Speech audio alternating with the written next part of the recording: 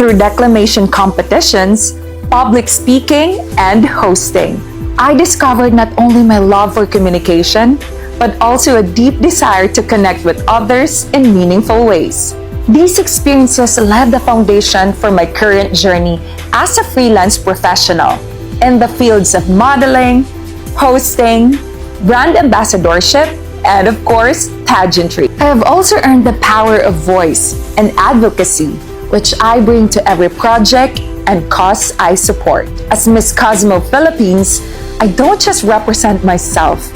I stand for every individual, but who dares to dream boldly and speak loudly and live with purpose. The Philippines, more than 7,000 islands, rich in beauty, biodiversity, and boundless potential. But every year, we face the growing wrath of nature, powerful typhoons, devastating floods, and deadly landslides. Across Southeast Asia, especially here in the Philippines, millions suffer. And it is our coastal communities, our first line of defense, who are hit the hardest. But there is still hope. 6 years ago, I started my advocacy to champion mangrove reforestation. Because mangroves are more than trees. They're natural shields. My initiative, Paradise of the Mangroves, empowers coastal communities and educates the next generation, where development and environmental protection can go hand in hand.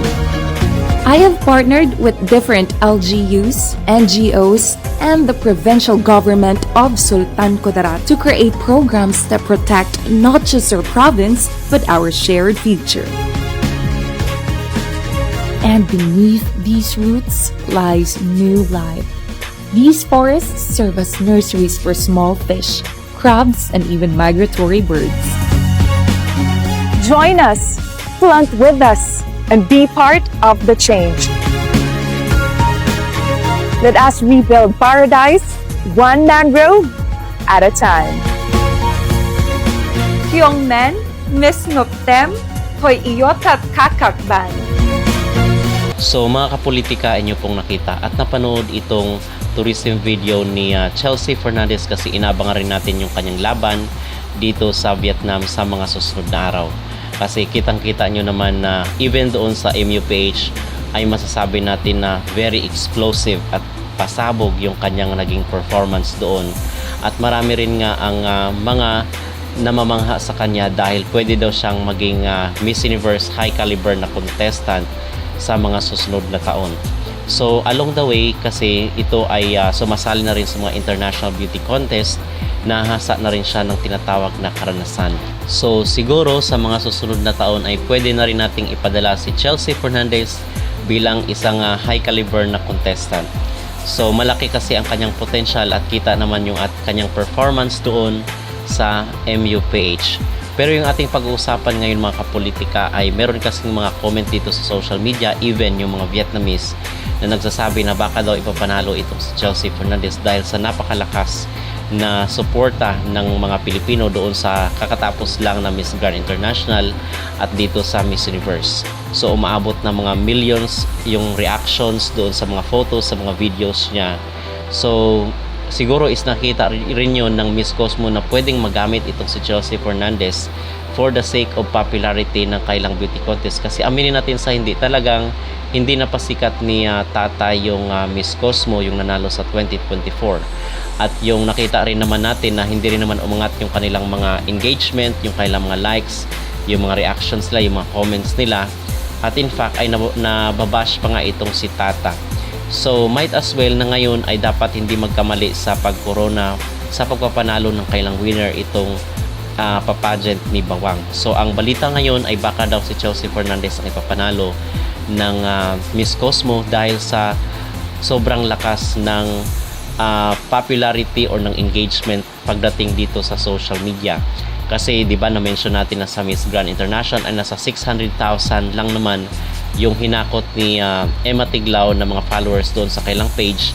At dito rin sa sa Miss Universe Thailand na page is umabot rin from 100k ay ngayon almost k na yung kanilang followers.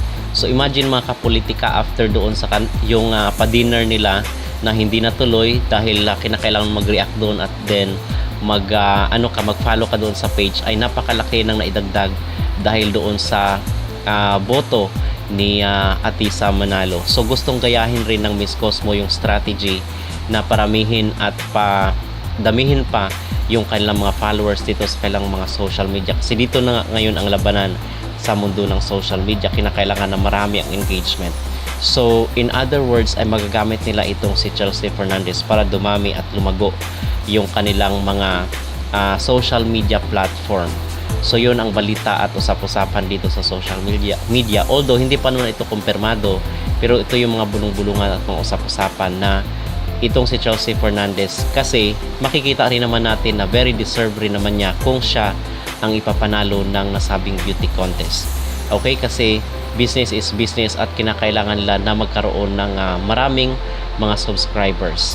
So kita nyo yung tourism video ni Chelsea Fernandez at talagang pinag-usapan siya mga kapolitika, ng sinasabi nila ay maganda daw ang ipapadala ng Pilipinas ngayon sa Miss Cosmo. Okay? So siguro ay na-realize rin ngayon ng contest na ito na sinayang nila itong si Atisa Manalo, kasi hindi sila nag-expect na ganito pala ka-popular ang ating pambato dito sa Miss Universe, na sinayang lang ng Miss Cosmo nitong nakaraang taon. Okay, so yun ang ating update mga kapolitika dito sa mga kaganapan, at sa mga susunod na araw ay abangan po natin ang paglipad ni Chelsea Fernandez dito papunta sa Vietnam as venue ng Miss Cosmo 2025. So ano po ang inyong mag-reaction dito sa tourism video ni Chelsea, at ano rin po ang inyong maging reaction sa mga nagsasabi na baka daw sasakyan ng Miss Cosmo ang popularity ng mga kandidata ng Pilipinas? Mag-comment down below at huwag kalimutang mag-like at mag-subscribe na rin kayo para updated kayo sa ating mga latest issue.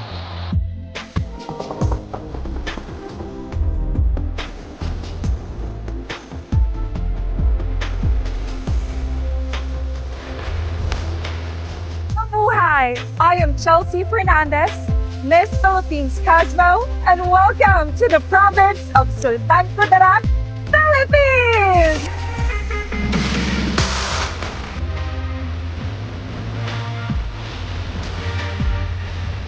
Where nature, culture, and progress come together. Here, beauty flows endlessly. From the majestic mountain ridges of La Palmera in Colombia and the refreshing cascades of Pangadilan Falls to the tranquil waters of Lake Lotaya. Journey further to Calamansig, where the